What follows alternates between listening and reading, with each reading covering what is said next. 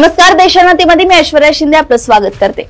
देशातील नागरिकांना आणि व्यापाऱ्यांना दिलासा देणारा निर्णय केंद्र सरकारने घेतला असून जीएसटी स्लॅबमध्ये मोठा बदल केलाय। देशातील 12% आणि 28% स्लॅब रद्द करण्याचा मोठा निर्णय सरकारने घेतलाय। त्यामुळे आता केवळ 5% आणि 18% असे दोनच जीएसटीचे स्लॅब असणार आहेत। त्यामुळे सर्व वस्तू या दोन स्लॅबच्या आतच बसणार आहेत। येत्या 22 सप्टेंबर पासून हा निर्णय लागू होणार आहे। देशात कर पद्धत अधिक सोपी आणि साधी करण्यावर भर देण्यात येत आहे। त्याचा फायदा आता थेट देशभरातील ग्राहकांना होईल। ऐन सप्टेंबर महिन्यातच ग्राहकांसाठी दिवाळी आली आहे।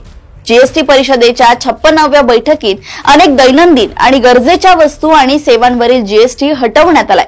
आता देशवासियांना महागाई रडवणार नाही असा दावा करण्यात येतोय। केंद्रीय अर्थमंत्री निर्मला सीतारमण यांच्या अध्यक्षतेखाली जीएसटी परिषदेची बैठक झाली।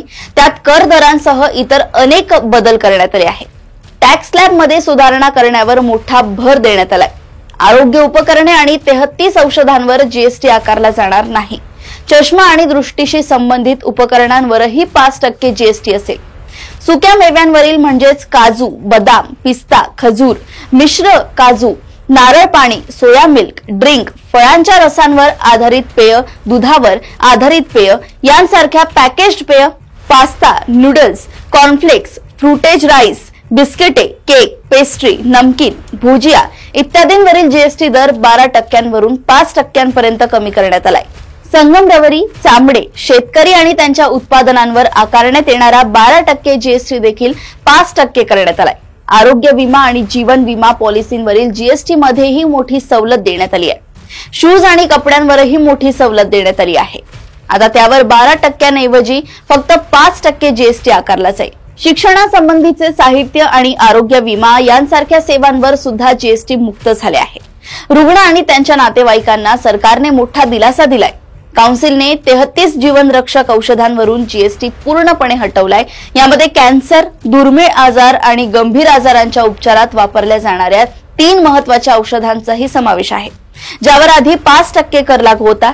याशिवाय इतर अनेक औषधे आणि मेडिसिन्सवरील कर 12% वरून 5% करण्यात आला आहे। लक्झरी वस्तू, कार आणि बाईक अधिक महाग होतील, कारण नव्या स्लॅबमध्ये यांना विशेष स्लॅब देण्यात आलाय। तंबाखू, जर्दा, पान मसाला, फ्लेवर, फ्रूट ड्रिंक आणि इतर पॅकेज्ड पेय महाग होतील। 350 सीसी पेक्षा जास्त इंजिन असलेल्या बाईक्स महाग होतील। बैठकीत कृषी आणि श्रमप्रधान क्षेत्रांना मोठा दिलासा देण्यात आलाय। ट्रॅक्टर आणि कृषी यंत्रसामग्री जसे की नांगरणी, कापणी, थ्रेसिंग, चारा तयार करणे आणि कंपोस्टिंग यंत्रांवर जीएसटी 12% वरून 5% करण्यात आलाय।